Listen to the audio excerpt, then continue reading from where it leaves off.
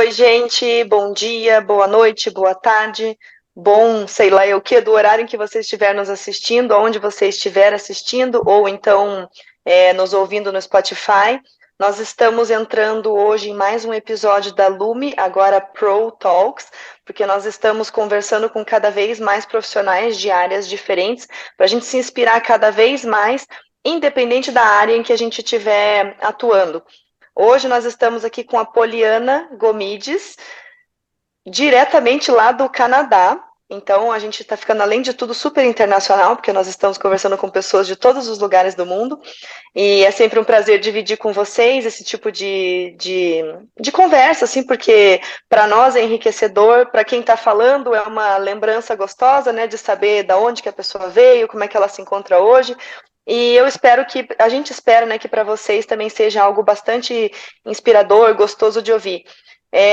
A Poli hoje, ela, além de trabalhar com ensino de outras línguas e tudo, como ela já trabalhou e trabalha, né, por muitos anos da vida dela, ela também trabalha com algo que eu posso mais ou menos chamar de direcionamento de carreira, hoje, assim, especialmente de uma carreira internacional, para quem é um brasileiro que está pensando em migrar para fora do país e morar, às vezes, especificamente ali no Canadá, mas continuar na sua área de atuação.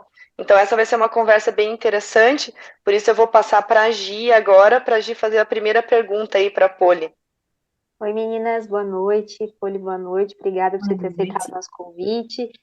Eu queria saber, antes da gente entrar na sua história aí de carreira, quem era a Poli criança? O que que você sonhava? O que que você almejava? Obrigada pelo convite, muito feliz de estar aqui com vocês.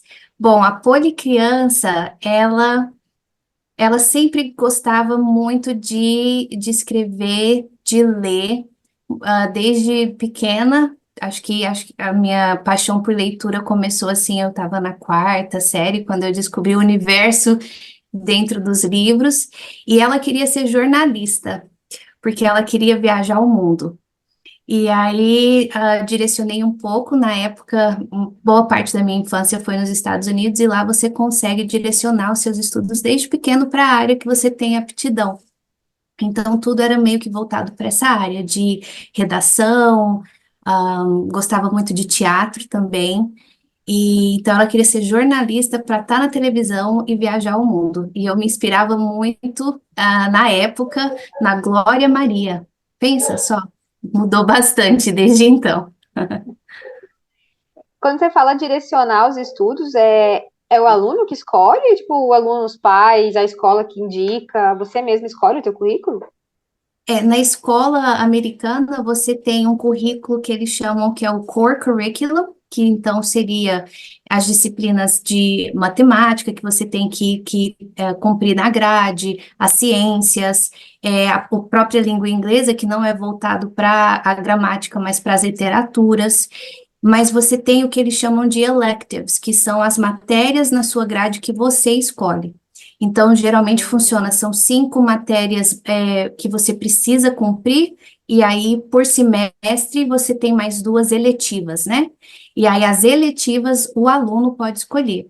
Quando você vai entrando nessa parte de ensino médio, aí você tem um school counselor que te ajuda a direcionar já focado para sua para a etapa da faculdade, né? Então, aí eu fiz as electives, eram sempre assim, yearbook, journalism, creative writing, então a redação criativa, né, que era storytelling, e aí eu fui mais direcionando para essa área. Que Legal. legal. Pode falar, Gi. Eu preciso fazer uma pergunta que eu não fiz na entrevista passada, que passou, e eu quero saber se o ensino médio é tão horrível quanto passa nos filmes aí nos Estados Unidos. É uma pergunta muito boa. Eu acho que vou falar um pouco da minha experiência, né? Aquilo que a gente vê Aham. em filme, é claro que é mais é, acentuado assim, né? Eles levam às vezes ou para um lado mais cômico ou para, mas realmente existe, porque e isso da minha experiência de mais de 20 anos atrás, né? Tendo estudado e feito parte do ensino médio nos Estados Unidos, tem realmente o que eles chamam de cliques, que são os grupos, né? Então, tem o grupo dos estudiosos, os CDFs, tem o grupo do pessoal que é músico e tá na banda da escola, ou então tá na orquestra da escola, porque geralmente toda escola tem uma banda de instrumentos de sopro e a orquestra é instrumentos de corda. Tem as patricinhas, que são as cheerleaders, e tem os jocks, que são os atletas. Então, realmente tem esses cliques. Para mim era um pouco difícil, porque eu não pertencia a nenhum exatamente, a nenhum clique exato. Então, eu tinha matérias que eu era muito boa, mas eu tinha a matemática, a física e a química que eu era péssima. Então, eu não poderia ser considerada uma Dentro. pessoa lá dos honors, né, que ficavam Uhum. nesse grupo. Eu não tocava um instrumento, eu também não era, assim, excelente em esportes, mas acaba que tem aqueles também, vamos dizer assim, os excluídos que se ajuntam. Então, só que às vezes em filme é um pouco mais exagerado, vamos dizer assim, mas existe. Legal, Que bacana, bom, Gi, obrigada. que você lembrou dessa pergunta, porque realmente ficou pendente da última, que nós conversamos com a Natália Ivanova, lá, que é uma búlgara, né? E ela também migrou para os Estados Unidos quando ela tinha 12 anos de idade. Então, ela teve um choque cultural, vamos dizer assim, bastante grande quando ela chegou lá, porque você sair, bom, de qualquer país para outro país, né, já é uma coisa chocante. Uhum, E ainda mais antigamente, que a gente tinha, vamos dizer assim, menos contato com as coisas globais, né, do que nós temos hoje, assim. com Hoje a certeza. gente acaba conseguindo saber um pouquinho antes mais a respeito da cultura daquele lugar, né, antes da gente optar por ir para lá, vamos dizer assim. Uhum, E daí, antigamente, sim. realmente, ela diz que sofreu bastante.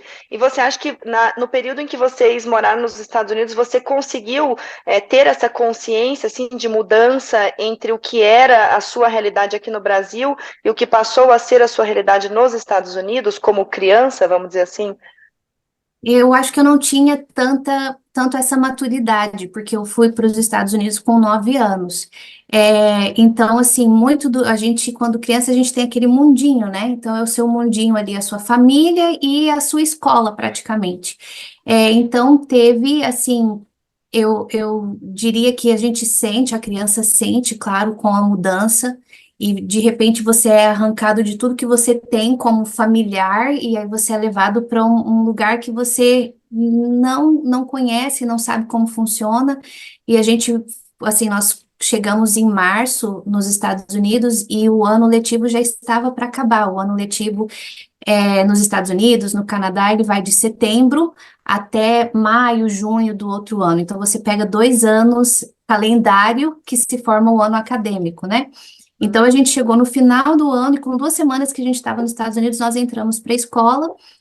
Eu falo nós porque eu tenho uma irmã e um irmão mais novos e a gente não falava inglês, então, assim, você cai de paraquedas e você tem que se virar. Para a criança, isso é mais fácil, mas não deixa de ser difícil, né? Então, eu lembro, assim, que nos primeiros dias de escola, eu queria pedir para ir ao banheiro, e eu não sabia pedir para ir ao banheiro. E aí eu ficava, ai, como que eu vou falar? E eu já era grande o suficiente para não sinalizar com o meu corpo, mas eu precisava ir ao banheiro. E aí uma coleguinha que falava espanhol. Eu morava no Texas, em Dallas, então lá tinha uma comunidade grande de hispanos, e aí ela falou em espanhol, ¿quieres ir al baño? E eu, com meu português, falei, eu não quero tomar banho, eu quero ir ao banheiro. Mas ela comunicou à professora, ela entendeu o que eu precisava, e aí eu consegui ir ao banheiro. Então, coisas assim que marcaram e estão na minha memória para sempre, né? A outra lembrança que eu tenho assim é de pegar uma pasta e eu queria escrever na capa da pasta, folhas de papel, porque eu estava guardando as minhas folhas de papel lá dentro. E ao invés de escrever sheets of paper, eu escrevi o palavrão.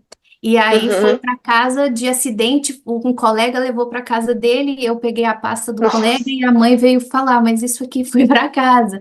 Então, assim, há várias histórias, algumas cômicas, outras mais sofridinhas, mas a gente acaba que a criança tem essa noção de que o mundo dela mudou, né?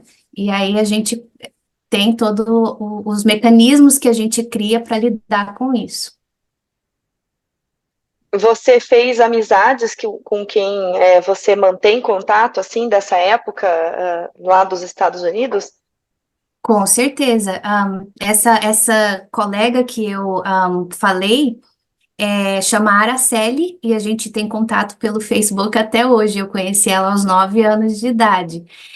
Tem também, e aí vai mudando, né? Porque eu fiquei 8 anos, então às vezes a gente mudava de escola, mudava de região, e quando você muda de região, você muda de escola, mas a gente mantém sim contato tanto com as pessoas que a gente estudou na escola, americanos e pessoas de outros países também, como os brasileiros que a gente fez amizade lá, né? Então acaba que cria-se esse vínculo afetivo também. Aí você voltou para cá adolescente, ou já na fase da faculdade? Eu voltei para o Brasil aos 17 anos, eu tinha completado os primeiros 2 anos do ensino médio nos Estados Unidos, e daí a minha família resolveu voltar para o Brasil, que foi uma decisão bastante difícil na época. E aí eu cheguei então no Brasil na época para fazer o terceiro ano. E aí eu fiz 2 semanas do terceiro ano e falei para os meus pais, eu não consigo. Porque os Estados Unidos, eles não têm uma prova que você tem que fazer como vestibular para entrar numa faculdade. Então, o ensino lá, ele é mais light, ele não aprofunda tanto quanto no Brasil. Então, no Brasil, quando eu cheguei, eu tinha, no terceiro ano, 3 matérias de física diferentes, 2 matérias de química diferentes, química orgânica, química não sei o quê. E aí eu falei, eu praticamente não tinha visto química, ia vir nos próximos anos, e o terceiro ano você faz uma recapitulação dos 2 primeiros anos do ensino médio. Então, com pouco tempo, eu falei para os meus pais, eu não consigo, porque eu não estou revendo, eu não aprendi, como que eu vou rever?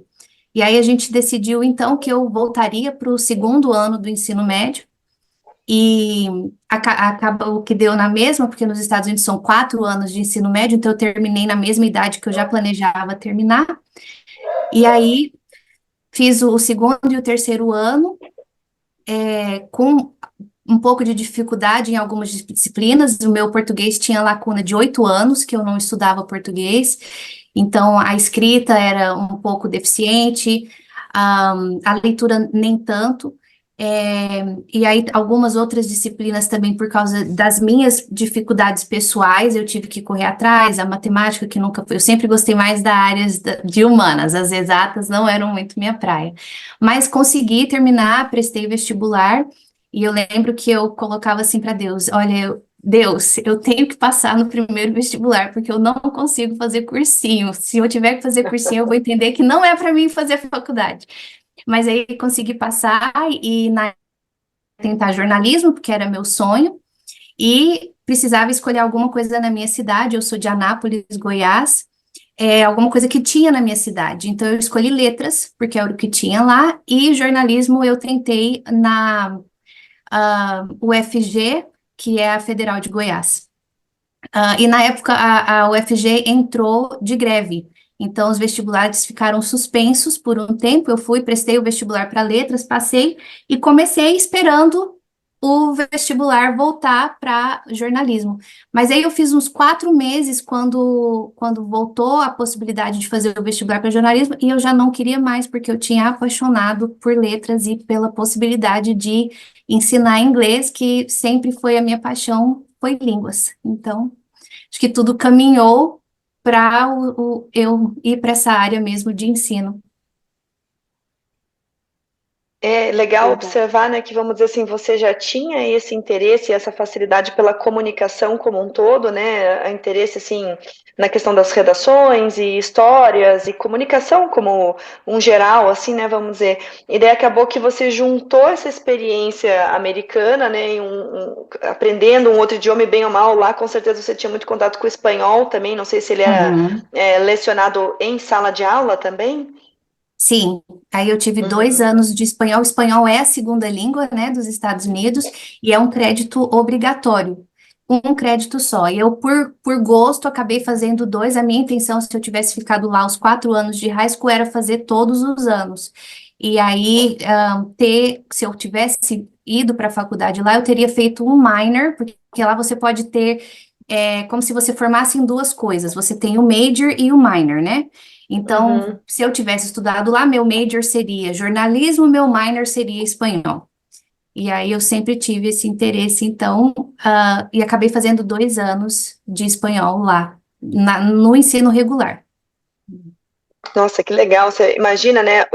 O que eu acho mais interessante da cultura norte-americana como um todo, assim, é que eles são muito, como é que eu vou dizer assim, mais abertos, assim, parece que um pouco nessas possibilidades acadêmicas, assim. A sensação que eu tenho, assim, é que aqui no Brasil a gente tem um ensino bem truncado, né? Assim, são etapas bem definidas, assim, aquela coisa muito padronizada, a impressão que eu tenho, uma coisa muito Uhum. padronizada para o grande público, né? Assim, para todos os alunos.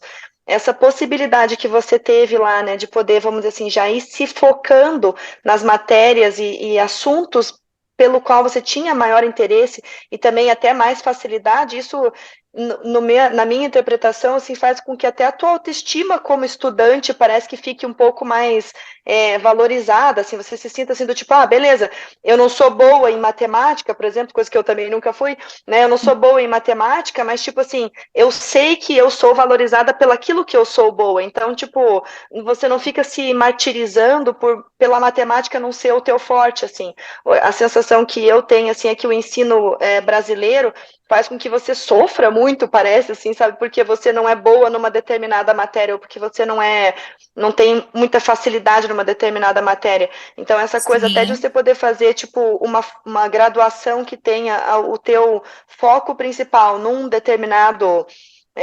determinada graduação, ali, que nem o jornalismo, no caso, e ter uma subcategoria, né, uma subformação em Uhum. uma outra área, assim. Então, olha que legal que é isso, né? Você parece que Sim. sai com um preparo muito mais abrangente, assim, no final das contas. Sim, E a eu acho que possibilidade. Perdão, pode Não, eu falar. ia só falar que a possibilidade de você se interessar por duas coisas, né? Porque aqui a gente tem que começar e terminar, e às vezes quando chega lá no terceiro, quarto ano, já é muito tarde para você começar outra. Não seja tarde, mas você quer sair com emprego, quer sair preparado, né? E aí você pensa, não, mas eu Sim. preciso até agora isso, por que que eu vou mudar agora? Então, é a Uhum. possibilidade de você ter essas escolhas, né? Sim, e eu iria dizer que eles se preocupam em descobrir as suas aptidões. Então, lá pelo segundo ano do ensino médio, você faz um teste de aptidão, que aí vai te dar se você é mais, se você é mais direcionado assim para a área da comunicação, serviço social, ciências, life studies, que seria, né, a sociologia, estudos sociais, antropologia. E aí, esses testes são dados no nível de ensino médio. Então, eu acho que o intuito, ou a diferença, talvez, entre a educação brasileira e a educação norte-americana, seria isso. Ele procura te levar para o que você já é bom. E a outra coisa é que ele quer te preparar para o mercado de trabalho. Então, você vai Uhum, aprender life skills, que eles focam bastante nisso também. Então, por exemplo, você sai do ensino médio e você sabe digitar, e você digita, não aquele, né, de bater os dedinhos assim, mas você sai, só para dar um exemplo, você sai tendo muito boa habilidade de time management. Então, você uhum, sabe administrar bem o seu tempo, você sabe que você tem X tanto de trabalhos e você tem os due dates e você tem que cumprir aquelas due dates, porque não tem meio termo, não tem como levar com a barriga. Ou você entrega o seu trabalho acadêmico ou você vai com zero. E isso vai te formando para que você se encaixe bem e seja produtivo no mercado de trabalho. Então, tem esse lado e tem a questão de te valorizar os seus talentos, né? Aquilo que você sabe já naturalmente fazer bem. Bacana. Acho isso super legal. É muito interessante observar como, apesar da gente achar, né, que conhece muito da cultura americana, porque a maior parte de nós consome muito material que vem dos Estados Unidos, assim, livro, filme, série, né, muitas coisas, assim. Aí a impressão que a gente tem, vendo como estrangeiro lá fora, né, assim, é que a gente está familiarizado com a cultura americana. Daí, de repente, chega alguém que ou mora lá, ou morou, ou tem algum tipo de está mais dentro, mais por dentro ali, né, mais inserido na verdadeira cultura mesmo, e a gente vê que na verdade a gente não sabe nada, assim, esses detalhes, por exemplo, a respeito do ensino, né, dos estudos, é totalmente diferente. E até, na minha percepção, diferente daquilo que nos dá a impressão vendo de fora, assim, né? Tipo, vendo Uhum. como estrangeiro. E daí eu pergunto assim, se aí no Canadá, com os seus filhos, você tem percebido que a educação segue mais essa linha dos Estados Unidos, ou talvez uma mistura Estados Unidos e Europa, assim, como que você tem notado isso? Então, por enquanto, eu percebo bastante similaridade com o que eu vivi e experimentei nos Estados Unidos. Não conheço muito do sistema europeu, mas eu acho que eu posso fazer esse paralelo com o que eu Brasil. vivenciei nos Estados Unidos. É, Uhum, é muito mais light, eu diria assim. Claro que a minha caçulinha, ela tá terminando o que seria aí no Brasil o jardim, ela vai começar a primeira série em setembro, então nessa idade não tem tarefa de casa, não tem nada assim, né? Mas eu fico comparando com meu sobrinho no Brasil, que ele está terminando a primeira série. E eu estava comentando com a minha irmã e ela falou: ele está tendo simulado. E eu falei: como? Simulado? Eu falei: na primeira série, como assim? E a Emily nem sabe o que que é tarefa de casa, porque ela não traz tarefa de casa para a escola. E o meu filho, que vai começar o quarto ano em setembro, ele raramente traz tarefa de casa. É o que ele não termina, às vezes, na escola, que se transforma em tarefa de casa. Enquanto que no Brasil você tinha o que você tem que fazer lá na aula e você tem o que você tem que fazer em casa, né? Eu também vejo que eles gostam muito de deixar a criança mais livre. Então, a criança, ela tem muitas atividades do lado de fora. Isso é uma coisa do uhum, Canadá. O canadense, ele gosta muito do outdoors. Então, uhum. eu às vezes até, quando eu cheguei aqui, me preocupava, porque eu falava, nossa, mas tá -5 lá fora. Vocês foram pro recreio lá fora? Sim, mamãe, a gente brincou lá fora. A gente falava, meu Deus, mas tá -5, por que que não deixam eles?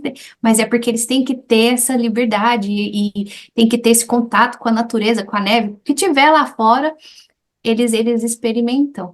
E eu também gosto porque eles fazem muito field trips, que são as excursões fora da escola. Então, amanhã, por exemplo, o Noah, ele vai para um museu, e ele vai estudar abelhas. E aí Ah, vem tudo, a permissão para o pai autorizar ele poder ir. Raramente tem uma taxa que você paga, a escola é totalmente pública, mas para essas atividades, às vezes vem uma taxazinha básica para cobrir o ônibus que vai levar ou alguma coisa assim. E eles sempre pedem voluntários, para os pais serem voluntários, para poderem acompanhar a turma da criança, né? E aí amanhã eu serei voluntária, vai ser a segunda vez que eu vou voluntariar. Ano passado eu fiz com a turma da Emily e eu estava devendo o Noah para ser voluntária. Então, isso eu acho muito bom. Eu tenho muitas lembranças boas de field trips que eu fiz na escola, e aí você experimenta de tudo. Você experimenta ir para uma fazenda de abóboras no outono, ou então no verão você vai catar morango, ou você vai para um museu para ver, enfim, né? Tem muitas possibilidades. Ano passado a Emily foi para o zoológico, que eles chamam aqui Lion Safari. Então eles experimentam os animais, e aí tem o show dos pássaros, e aí cria, né, desperta a curiosidade da criança e muito para o lúdico. Então as salas de aula são completamente diferentes aqui na ambientação. É uma parte é uma extensão da sua casa. Então, você pode pregar coisa na parede, você senta no chão, você tem o circle time, onde você senta para dialogar com seus colegas. E enquanto que no Brasil, às vezes, muitas escolas ainda são naquele sistema de fileirinha, de praticamente não tem personalidade nas paredes, não é, né, atrativo para a criança, não traz estímulo para a criança. E aqui no Canadá tem a vantagem, que eu acho que é diferente dos Estados Unidos, porque os Estados Unidos, embora o espanhol seja a segunda língua e seja um crédito obrigatório no ensino lá, eles são muito fechados com essa questão, assim, do mundo além deles, né? Uhum. Aqui no Canadá é bem diferente. Aqui eles conhecem muito, eles gostam muito de conhecer as outras culturas. E aqui tem duas línguas oficiais, então tem o inglês e o francês. E aí, a partir do quarto ano, a criança já é introduzida ao francês na escola. E a gente está bem entusiasmado com isso para o Noah, porque a gente assim, conquistamos o nosso primeiro objetivo. Os dois falam inglês, falam como se fosse a primeira língua deles, às vezes até melhor que o português, e aqui a gente é bem rígido para manter o português em casa, para eles não perderem. Mas aí eles, então, já estão partindo para a terceira língua, e a gente fica muito feliz com isso. O Que contato com bonitinho, já outras. pensou? Ele falando francês vai ser coisinha mais Vai ser bonitinha. lindo demais. E aqui o contato com as outras culturas, que a gente também acha isso fantástico. Então, às vezes eles chegam contando de coleguinhas na escola e aí eu falo assim, nossa, que nome diferente.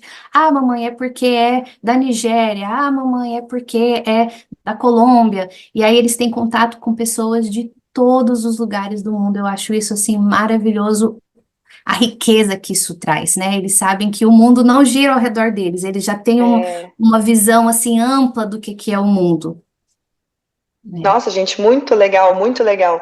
Eu devo dizer que eu experienciei um pouco assim isso aqui no Brasil, porque a gente estudou no colégio suíço, né, até a oitava série, que na época seria hoje acho que o nono ano, né, o Uhum. equivalente. E no suíço a gente tinha exatamente essa abordagem, assim, a nossa sala de aula era bem, a gente podia pôr pôster lá atrás das Spice Girls na época, que era o que estava na moda.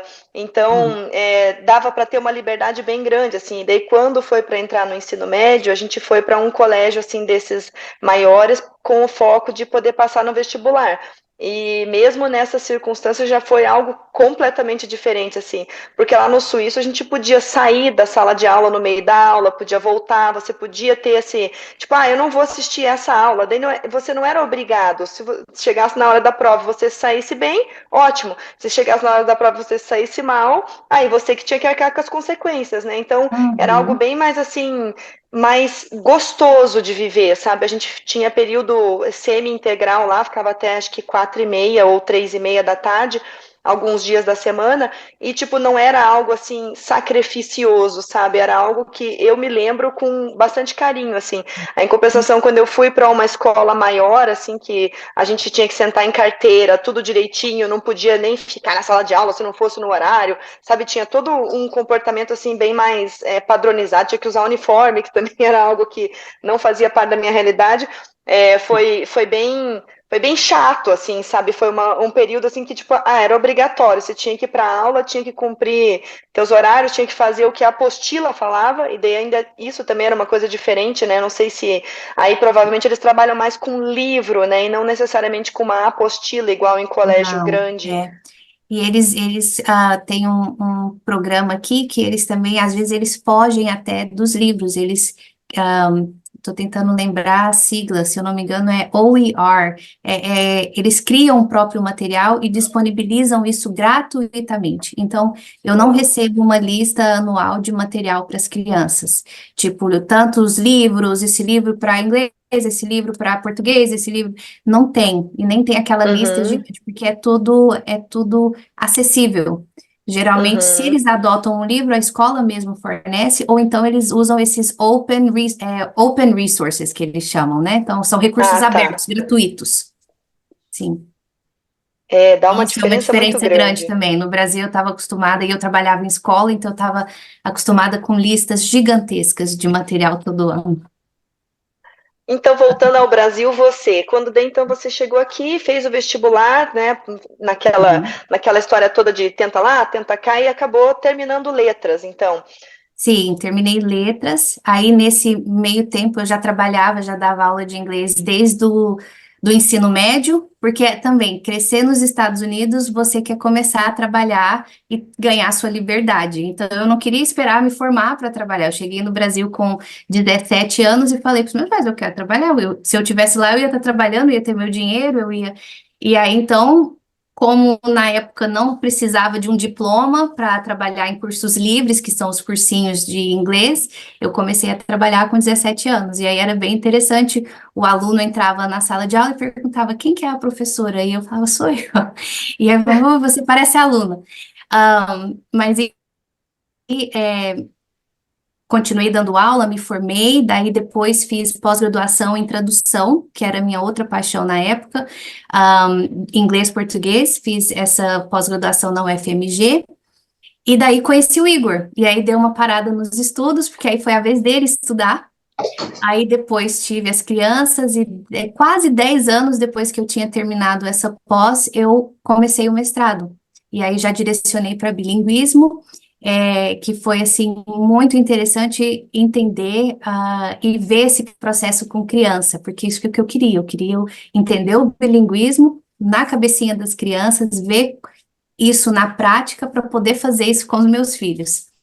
E acabou sendo muito, muito interessante, assim, bem sofrida essa questão do mestrado, porque o Noah estava com 11 meses quando eu comecei, e aí quando eu terminei eu estava grávida da Emily.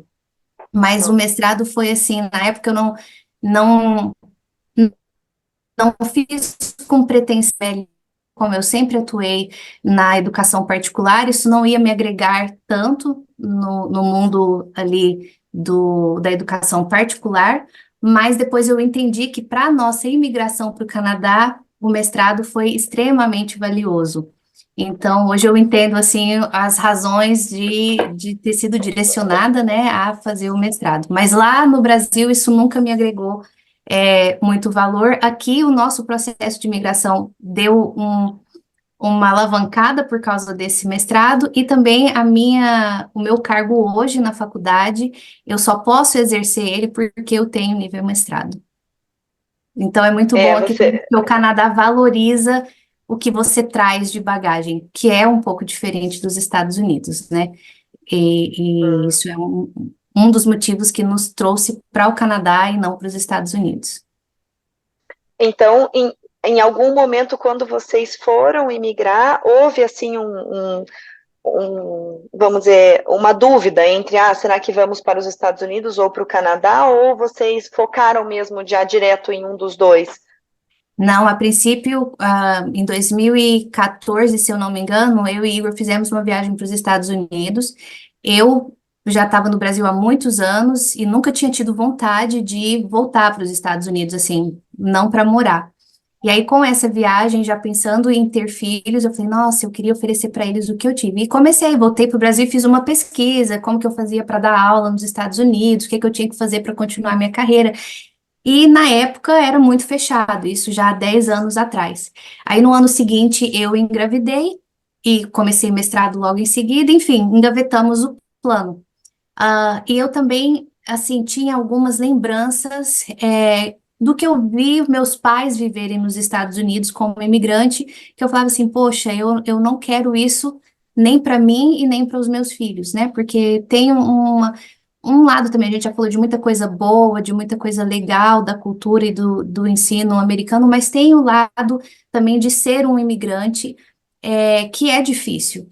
E para nós, eu falo para mim e para os meus irmãos, não tanto, porque se a gente não falasse que a gente era brasileiro, pelo inglês, loiro de olho verde, também o povo não ligava que a gente era estrangeiro.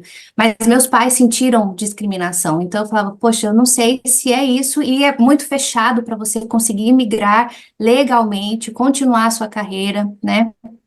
Ah, e aí, quando meu irmão também para fora novamente, ele, assim, pensou Canadá e começou a pesquisar Canadá.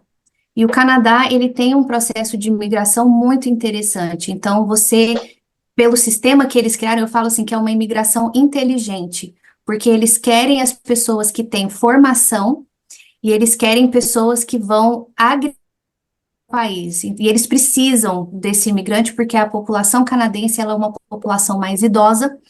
As pessoas jovens, elas não estão tendo filhos, e se estão tendo filhos, geralmente é um por família. E aí, então, eles precisam atrair gente para continuar a vida do país, né? Tanto economicamente, politicamente, enfim. E aí, quando meu irmão começou a estudar isso, ele fez todo o processo dele e ele já imigrou com a residência permanente. Então, ele nunca foi um imigrante aqui no Canadá, ele já chegou como residente permanente. Aí a gente falou, poxa, isso é possível. E Qual a profissão começamos do a teu irmão, estudar, Poli?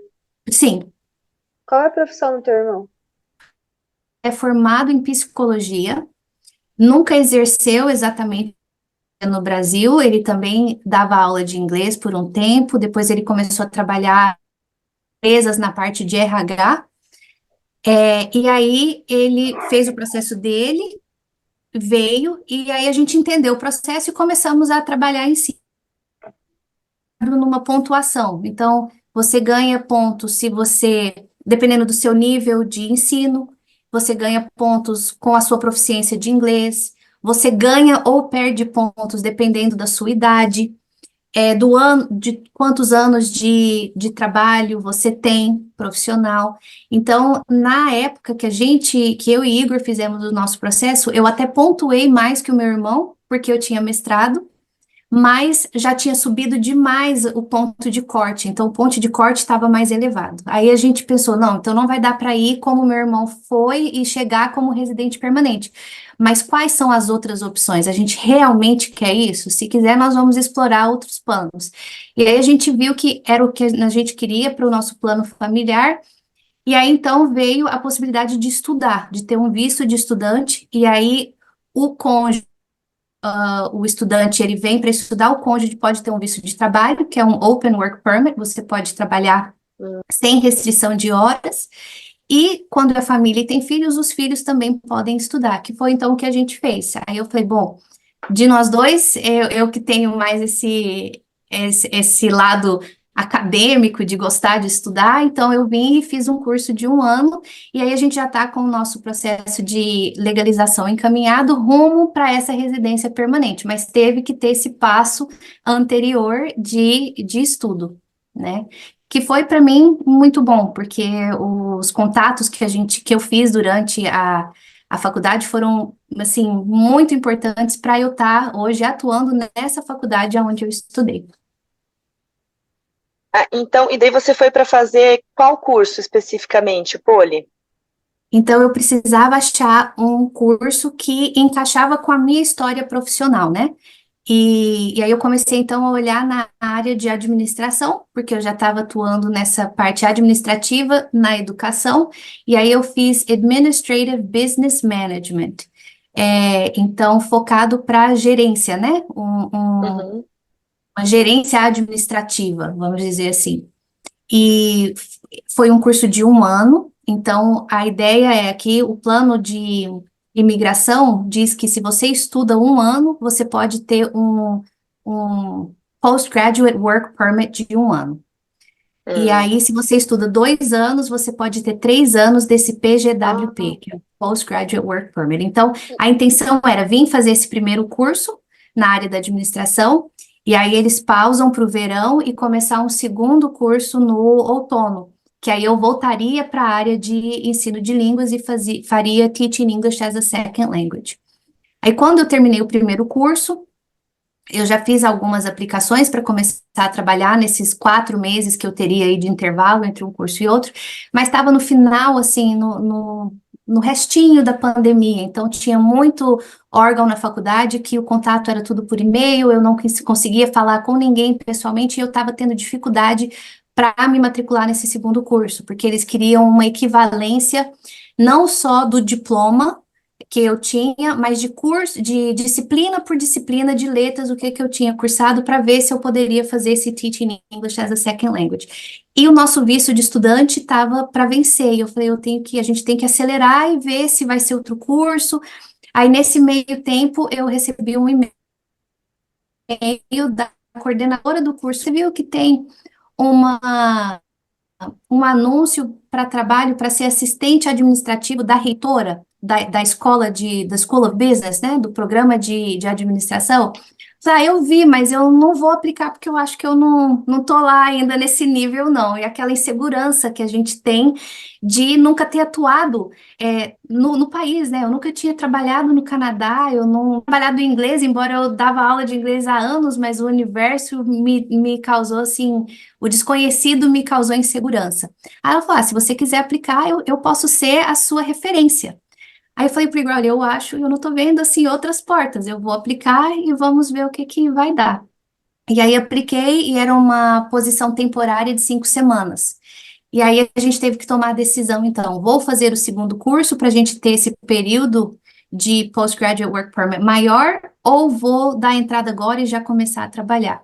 E aí a gente resolveu arriscar, e aí comecei, então, como assistente administrativa da reitora. E aí, quando às vezes eu falava com alguns colegas no Brasil, o pessoal falava, nossa, mas você saiu da coordenação de um centro de línguas na universidade onde você trabalhava para ser assistente administrativa? E aí eu ficava pensando, tudo tem um propósito. Às vezes, um passo para trás, na verdade, é um passo para frente. Você tem que dar aquele passo para trás para, né, com a visão lá na frente, conseguir alguma coisa melhor. E aí, essa posição temporária virou uma outra posição temporária de mais 5 semanas. E aí, então, eu pude fazer aplicação para uma posição full-time, a de assistente administrativa, onde eu passei e consegui o que eu precisava, que era uma posição full-time, para me qualificar para os programas de imigração. E com 6 meses abriu uma vaga de Program Manager, que aí já seria na parte de coordenação de uma equipe de professores. E aí eu falei, eu acho que eu vou aplicar. E apliquei, passei por uma série de entrevistas, a entrevista que é com uma banca, né? Às vezes 2 entrevistadores, 3 entrevistadores, depende do que é a posição. E aí aqui o coração bate forte e eu assim estava aprendendo ainda o que eram os processos seletivos, porque como eu disse é muito diferente. E aí assim, Deus abriu as portas e eu consegui a posição de Program Manager. Então hoje eu trabalho numa faculdade como Program Manager na escola de administração. Eles chamam de escola, né? Então tem a escola de administração, a escola de enfermagem, aí tudo dentro da faculdade. E quando eu entendi melhor esse processo, eu falei, e conversando, né, com as pessoas na nossa comunidade, os brasileiros, e até com pessoas que eu convivia na faculdade, é, gente de tudo quanto é lugar do mundo, em especial indiano, porque aqui tem muito indiano, mas chinês, indiano, venezuelano, todo mundo estava naquela angústia de conseguir o primeiro trabalho aqui e sem muito direcionamento de como fazer. Então, é muito diferente desde do currículo que você monta até você chegar na etapa de entrevista e estar preparado para essa entrevista, e aí entra a questão da língua, que aí a pessoa ela acha que ela não vai conseguir porque ela não consegue se comunicar bem, e como que ela vai se vender se ela não consegue se expressar bem. Então, tudo isso foi gerando, né, as ideias para começar o Scala. Então, enquanto eu ainda estava terminando o primeiro curso, o primeiro que virou o único curso, a gente começou a desenvolver o Scala Solutions. Nossa, eu acho muito interessante ver, assim, como é que a impressão que eu tenho é que quando a gente segue aquilo que a gente está fazendo com carinho, com paixão, né, com talento mesmo, aquela coisa que vem de dentro da gente, parece que o universo ou Deus, né, ele realmente vai encaminhando as coisas conforme a nossa necessidade para aquele momento. E daí você veja que aquilo que foi para você uma dificuldade, né, ou talvez tenha sido não uma dificuldade, mas um desafio, que foi a questão de adaptação, inserção mesmo, né, dentro do que é a realidade de trabalho e acadêmica aí do Canadá. Hoje você transformou numa solução, inclusive, para a sua área de atuação. Então, é super legal, assim, essas voltas, né, que as coisas tomam, assim, os caminhos que as coisas nos levam, porque Hoje, o que você em algum momento pensou assim, puxa vida, eu não vou conseguir fazer isso daí, é hoje o que você está, tipo, aproveitando para poder ser uma fonte de trabalho também. Então, Uhum. eu percebo assim que talvez as pessoas que saem da zona de conforto, né, que fazem um processo migratório, ou de repente alguma coisa se mudar de cidade, mesmo que seja aqui no próprio país de origem, assim, a pessoa se vê obrigada a prestar atenção nessas pequenas soluções assim que o universo apresenta para ela e agarrar essas oportunidades, né, para poder ir deslanchando, porque há uma necessidade diferente de quando ela fica no lugar dela, né, na zona de agir, pelo visto tá, os cães não estão na zona de conforto. Não, quando o dia que chove, o negócio vira complicado aqui. Congelou brevemente, mas aí voltou. Que bom. Mas é exatamente isso, Fernanda. Eu acho que primeiro você tem que sair da sua zona de conforto. Eu acho que outra coisa importante é você não se subestimar. Às vezes, quando a gente imigra e a gente deixa para trás, né, carreira, e a gente vai para o desconhecido. Opa, Cortou? Cortou. Voltou? cortou. Agora voltou. Ah, sim. Então, eu estava dizendo que às vezes a gente, quando imigra, a gente se subestima e tudo aquilo que você tem como qualidade, como talento, como bagagem profissional, você quer colocar de lado e achar que você perde isso quando você vai para um lugar novo e vai fazer essa transição, né? Às vezes de Uhum. localidade, de carreira, enfim, mas você tem que considerar toda essa bagagem que você carrega e ela é válida, sim. Então, faz parte dessa equação aí, né?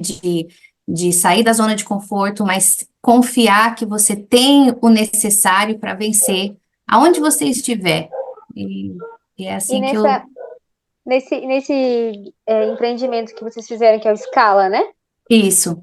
Você ajuda nesse processo das pessoas, de às vezes estar se subestimando, olhando o currículo, eu não vou conseguir, e a Sim, enxergar essas coisas que às vezes a gente não vê? com certeza. Quando a gente estava fazendo as pesquisas de mercado e fazendo as entrevistas com as pessoas para identificar os pain points, eu não me lembro qual que é o termo para isso em português, as dores, né, que as pessoas têm quando Uhum. elas imigram. Os dois principais pontos apontados foi primeiro a língua, então essa falta de confiança ao se expressar no inglês, e a segunda dor que as pessoas têm é essa falta de confiança, né? De que às vezes elas perderam o que elas têm como os seus destaques, vamos dizer assim. Então, com escala, a gente trabalha essas duas coisas. A gente primeiro tenta levar a pessoa a montar um processo que vai ser bem sucedido para as seleções, e aí, Uhum. paralelamente, a gente também tenta ajudar elas a desenvolver mais a língua se ela tem essa dificuldade. E a gente acaba vendo que essa necessidade, ela é uma necessidade falsa. É só pela falta de confiança que a pessoa tem mesmo. Então a gente acaba vendo assim que seu inglês é bom, você tem um vocabulário bom, mas às vezes é a falta de confiança. E aí a gente tem que trabalhar tudo isso quando a gente está ajudando uma pessoa a se colocar no mercado de trabalho. Então faz parte do nosso pacote, vamos dizer assim. E vocês já ajudaram bastante gente a emigrar? A gente ainda está, a gente não ajuda a pessoa a imigrar, mas quando ela já está aqui, a entrar no mercado de trabalho. E aí Posicionar. às vezes as Uhum. pessoas confundem porque elas acham que a gente vai achar uma vaga de trabalho para ela. Uhum. Mas não é isso, a gente vai ajudar ela vai encontrar as vagas de trabalho segundo o perfil que ela tem, e nós vamos ajudar ela a montar esse processo seletivo o seu processo para participar do processo seletivo. Então a gente trabalha desde ajudar ela a colocar o currículo dela no padrão que precisa estar, a criar o cover letter, que faz parte do processo, e a preparar para as entrevistas. Então, muitas pessoas chegam aqui e começam a mandar currículo, manda currículo assim, disparada de aplicar. Então você tem que achar uma vaga que encaixa com o seu perfil, montar o seu perfil para falar assim, eu sou a pessoa certa para essa vaga, e aí depois estar bem preparado para as entrevistas. Que aí a entrevista ela pode acontecer em 2 ou 3 etapas. Tem a primeira entrevista, que é tipo um screening, né? Mais assim, pegar suas informações pessoais, checar se você é quem você está falando que você é. Aí depois Uhum, tem a entrevista mesmo, assim, para ver se você tem compatibilidade com a vaga. E, dependendo do uhum. cargo, vai ter uma terceira entrevista com os superiores, né? No meu caso, eu tive a terceira entrevista foi com o presidente da faculdade, vamos dizer assim, né? E aí ele quer conhecer, ele quer saber quem você é, quais seus são planos. Então, dependendo da empresa, você pode chegar a ter 3, 4 entrevistas. Até que eles falam assim, não, a vaga é sua, vamos redigir um contrato para você. A chance de dar errado é muito pequena daí, né? Passando por tantas etapas. Como? A chance de dar errado, você no emprego é mais difícil, né? Passando por tantas etapas, é bem Sim, e o que direcionado. eles querem ver, o intuito é tanto a empresa ver se você é um bom encaixe para a empresa, como para o candidato ver se ele é um bom encaixe para a empresa. Porque às vezes nesse processo o candidato vai falar assim, opa, não gostei, não tem a ver comigo, não quero, né? Eles Uhum. esperam que seja essa via de mão dupla. Ó, você vê que mais uma vez se replica aquela questão até do método de ensino, né? Então é uma coisa cultural mesmo que vem desde lá de baixo para culminar nesse momento aí em que, né, que nem você falou antes, a gente passa um terço da nossa vida ali trabalhando. Então, o ideal é que seja um trabalho onde a gente se sinta à vontade fazendo aquilo, né? Não vale a pena a gente sacrificar um terço da nossa vida para ficar fazendo algo que a gente não gosta, que a gente sente desprazer em fazer, para daí depois terminou a vida e você, né, vamos dizer assim, juntou dinheiro, mas para quê? Vamos dizer assim, né? Então, Uhum. eu acho isso muito legal, essa abrangência, assim, da pessoa como um todo, e daí de uma abordagem de realmente direcionar a pessoa para algo que ela goste também. Não só que ela se encaixe, né? Mas que é algo que dê para ela uma sensação boa de estar fazendo, um senso de propósito maior, enfim. Então, é Sim. muito legal. E vocês hoje, assim, estão decididos que o Canadá agora é para o resto da vida? Como é que tá isso daí? Olha, é uma pergunta difícil essa, porque a gente não consegue, assim, dizer o que que vai acontecer no dia de amanhã, mas a gente sabe que por agora a gente está muito feliz e realizado de estar aqui. Ano passado a gente teve a oportunidade de ir para o Brasil e visitamos em agosto, visitamos nossos pais, familiares, foi muito gostoso, mas a sensação que dava é assim, não consigo me imaginar aqui no Brasil.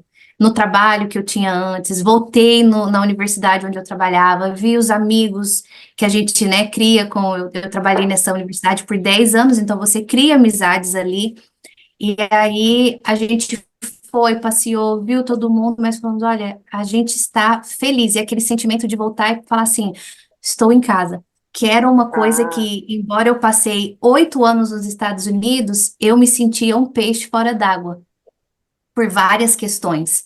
E aqui a gente consegue, eu acho que o país ele é acolhedor. O canadense ele é mais amigável ao imigrante. E isso faz muita diferença, porque você começa a ter um senso de pertencimento. E isso, é. quando a gente migra, é muito importante. Você tem que se sentir parte de uma comunidade. E às vezes a sua comunidade, ela pode ser dessa comunidade diferente que você se inseriu nela, ou ela pode até ser uma comunidade de brasileiros nesse novo lugar, mas você tem que ter Uhum. esse senso de comunidade, É. pelo Tem que menos na ser minha um lar, experiência. né? E não um lugar para morar. Tem que ser um lar, não Uhum. só uma casa, um lugar para morar, né? Assim. Sim, Então, que bom, né? sim. Que bom pensar que agora faz quanto tempo que vocês estão aí no Canadá? Em setembro, desse ano, vamos fazer 3 anos.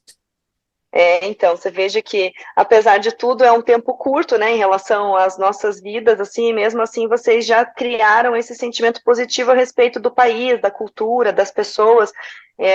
Isso é Sim, bem sim. legal ter encontrado, né, já tão rápido, assim, esse ponto de equilíbrio, assim. E os filhos, estão felizes, assim, como é que eles estão, qual está sendo a resposta deles infantil ali? Eles estão, eles são assim, meus tesouros, e eles falam que a única queixa deles que a gente percebe é a saudade dos avós e dos primos, né, dos tios. Então, às vezes, a minha pequenininha vem e fala, eu tô com saudade da vovó. E aí, o diferente de quando eu morei fora enquanto criança para agora é que eu posso pegar o celular e falar assim, vamos E falar com ligar. a vovó. E não é só falar É, com a vovó, ela vai ver a vovó, ela vai, né, interagir. Na época que eu morei fora, 20 e mais anos atrás, isso não era uma possibilidade. Na época, a gente, para falar no Brasil, você comprava um cartão. E aí, esse cartão tinha um isso. certo tempo de minutos e você ligava e você falava. E você, às vezes, ligava e a pessoa não estava em casa para atender. Não existia smartphone, a internet ainda não era como a gente tem acesso hoje. Então, isso me contenta e me conforta, porque, embora a gente esteja longe, eles têm o contato com a família.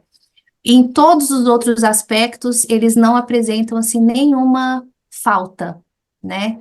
Ah, então, eu diria, assim, que eles estão bem adaptados, é, a infância deles, assim, não foi interrompida, eles estão muito bem na escola, se destacam, e isso é muito bom. A gente vê, assim, que a criança, quando ela tem a oportunidade de ser bilíngue, ela pensa fora da caixinha, né?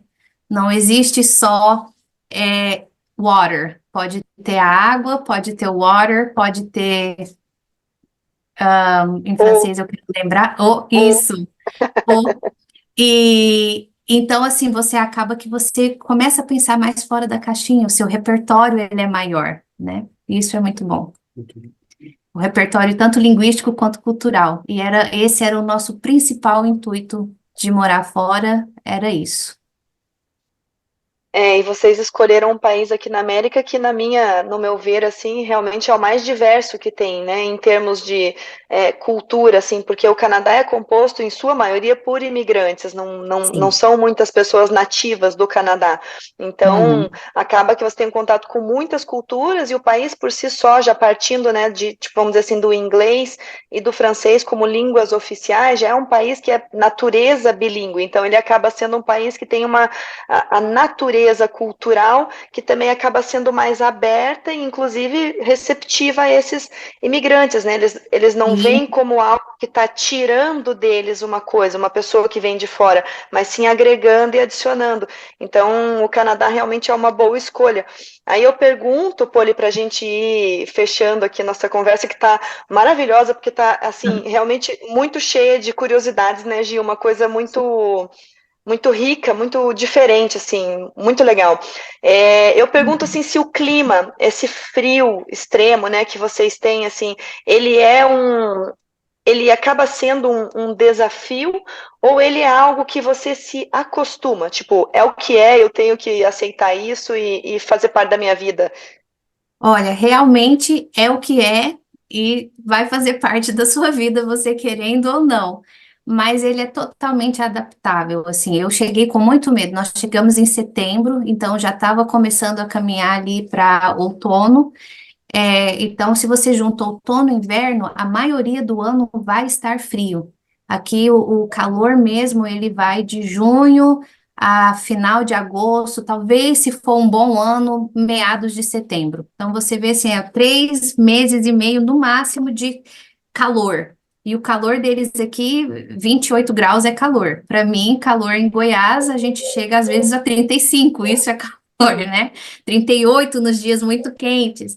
Então, para mim, eu cheguei com um pouco de medo, e aí meu irmão já estava aqui, já minha cunhada me ajudou assim a me preparar para o inverno. Então, o segredo é camadas, e aí você vai tirando à medida que você vai precisando. Sempre tive muito cuidado de agasalhar bem os meninos para a escola, pela questão que eu falei que, estando -5, -10, eles vão para o recreio lá fora. Então, aí eles têm que estar preparados com luva, com gorro, com, né, tudo que o Uhum. negocinho de passar nos lábios, porque fere os lábios. Tem que ter cuidado também para hidratar a pele, porque no inverno seca muito a pele, e aqui em Ontário, onde a gente mora, é muito úmido, tem a questão da água também, tem muito mineral na água, então eles chamam de hard water. Quando eu cheguei, eu É, falei assim, meu Deus, vou ficar careca, meu cabelo caiu demais, caiu assim, eu falava, o que que tá acontecendo? E era água, então a gente teve que ter um filtro no chuveiro, você põe um sal na água para dar uma trabalhada nessa água. Então, assim, pesquise o lugar para onde você vai. Aqui em Ontário, o inverno, ele não é tão severo, na verdade, é um dos lugares onde o inverno é menos severo, mas a gente chega aí a -14, -20 tem vez. Meu irmão já mora em Alberta, então depois que a gente chegou aqui, ele mudou para Alberta. Lá é mais para cima, mais para o lado oeste ali, e é muito frio. Eles pegam temperaturas de -30 e o inverno é mais longo. Então, assim, eu particularmente, eu sou um homebody, eu gosto de ficar em casa e eu sei me entreter muito bem em casa, então eu não sofro tanto. Eu preciso É, fazer uma pergunta idiota aqui, de ignorante. Posso fazer? claro, não vai. tem pergunta idiota, fica à E, vontade. e a alimentação, assim, da onde vem o alimento? Vocês passam tanto tempo com temperatura, é tudo de fora? Tipo, A plantação? maioria é importada. A Alberta é o lugar onde eles criam muito gado. Gado. Eles têm muito gado. Mas, por exemplo, a carne, muita carne vem de fora. A, a vegetação do país, assim, eles crescem abóbora, morango, milho. Mas eu acho que muito do que a gente come vem de fora, né? Até porque o inverno é muito extenso, então é muito longo e muito intenso. É, Uhum. mas e é uma mistura também a culinária aqui. É culinária de tudo quanto é lugar. Você fala assim, o que que é uma comida típica canadense? Já não tem. Eu acho que Uhum. se eu pudesse falar assim, uma coisa que é canadense é o poutine que eles falam, que é a batata A frita com, batata com frita. gravy que eles colocam. Mas é muito misturado. E a gente encontra comida de tudo quanto é lugar. Então, assim, eu aconselho assim, a você pesquisar bem para a região que você vai, quanto tempo de inverno, mas é totalmente você aprende. Manejável. É manejável. E aí, se você, Uhum. por exemplo, se você é uma pessoa que gosta muito de estar do lado de fora, o inverno também dá para fazer isso. Tem as montanhas onde você pode esquiar, né? Tem os resorts de esqui, tobogganing, a gente aprendeu que chegar quando a gente chegou aqui, que é uma prancha e você vai para qualquer lugar que tem neve, tem uma inclinação e você sai deslizando nessa tábua, nessa placa. Então, acaba que a gente arranja meios de lidar. Tem a skating, que é a patinação no gelo. Tudo isso é meu esposo que faz, porque eu sou uma negação para tudo isso, mas ele é o aventureiro e ele põe as crianças para fazer. Olha, grande parte das pessoas que escutam a gente são veterinários, né? Uhum. E a gente conversou já com pessoas de Portugal, dos Estados Unidos, e perguntou como que era a relação com os animais de estimação nesses países. Tem alguma vivência, alguma coisa para contar para a gente? Sabe se a nossa profissão é alguma coisa que interessa ao país? Vou falar um pouquinho, não sei se você tem essa vivência, pode falar isso para a gente? Excelente pergunta. Nós não temos pets, mas o canadense é apaixonado por seus pets. Então, gatos, cachorros, todo mundo que eu trabalho tem gato e cachorro e tem mais de um em casa. E isso é interessante, porque no inverno, como a gente, ligando as duas coisas, no inverno, o inverno não impede o dono do seu pet de levar o pet lá para fora, fazer as caminhadas, pode estar a temperatura que for. O animal vai agasalhado, tem o que cobre, né, o tronco, tem os sapatinhos para eles não, né, ficarem com frio nas patinhas. Tem lugar, tem parque só para animal. Então você, Uau. eu quero ir no parque só para os cachorrinhos, tem o parque dos cachorrinhos. Então eles têm esse amor e eu acho assim, eu não sei dizer muito bem sobre a veterinária, mas eu acho que é muito, é, muito evidente que se tem um gosto assim pelos animais, tem também esse gosto pela profissão. E é necessária a profissão aqui. Então, e os pets também são dos mais diferentes. Eu mencionei gato e cachorro, mas tem gente que tem cobra em casa, tem gente que tem uns pets mais diversificados. Exótico. E aqui também eles têm muito cuidado, assim, por exemplo, o urso, né? Se a gente vai para os parques naturais, se você encontra um urso, se o urso está machucado, ferido, tem os park rangers que são treinados para poder trazer o socorro que o animal precisa para socorrer o animal. Então, wildlife em geral aqui é muito valorizada e assim, muito bem cuidada. Então, você não Você pode, acha, as caças tem regulamento para todo tipo de caça, você não pode ir e achar que vai caçar e vai encontrar. E aqui eles são livres, né? Assim, não põe restrição, não tem cerca em nada. O urso, ele vai, se ele tiver por aqui, ele vai vir no seu bairro e você tem que ter cuidado. Aqui na nossa região, não, mas Alberta, quando a gente estava visitando meu irmão, todos os lixos são fechados no meio da cidade, porque é uma região que tem os ursos ali podem aproximar e podem querer ir atrás do lixo, então eles são preparados para isso. então, para os veterinários que estão nos escutando, procurem a escala, conversem com a Poli, que tem, Vai tem ser um prazer.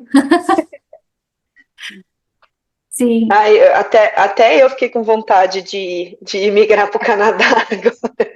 Ó, estamos A aqui, gente vai mudando, venham né, nos Fer? visitar. A gente vai mudando, deu vontade de ir para Portugal, depois deu vontade de ir para os Estados Unidos. Agora dá vontade de ir para o Canadá. Meu Deus, eu não quero nem tentar entrevistar a pessoa de outro lugar. Mentira, eu quero sim. Ai, gente, mas muito legal. Poli, mais uma vez, muito, muito obrigada por ter disposto esse tempo seu para estar aqui conosco. Essa conversa está sendo muito gostosa. Você tem uma fluência de falar assim muito agradável. Tipo, dá para realmente ficar ouvindo você conversando e contando por horas, assim, ainda mais quando a gente está tratando de assuntos diferentes, assim. Foi um prazer realmente receber você aqui hoje. Se eventualmente for o caso, a gente pode fazer uma conversa parte 2 também, né, num outro momento, para a gente continuar, saber como é que as coisas evoluíram, como que vocês estão Claro. daqui um tempo. E para você que está nos ouvindo ou nos assistindo, muito obrigada por ter estado conosco aqui durante esse período. É super legal pensar que você está buscando crescer tanto individualmente como em termos sociais, de convívio interpessoal, através desse tipo de experiência, né? Dizem que o inteligente é aquele que toma boas decisões por conta própria, mas muitas vezes ele está sujeito a errar mais. E o sábio é aquele que sabe usar a experiência do outro com a sua inteligência para evitar tantos erros na própria vida. Então, você está sendo muito sábio de estar acompanhando a Lume aqui, mais essa entrevista. Obrigada por você ter estado aqui conosco também. Se você gostou, lembre-se, né, que a gente aceita que você compartilhe com outras pessoas, a gente aceita que você nos siga no Instagram, no YouTube, nas redes sociais.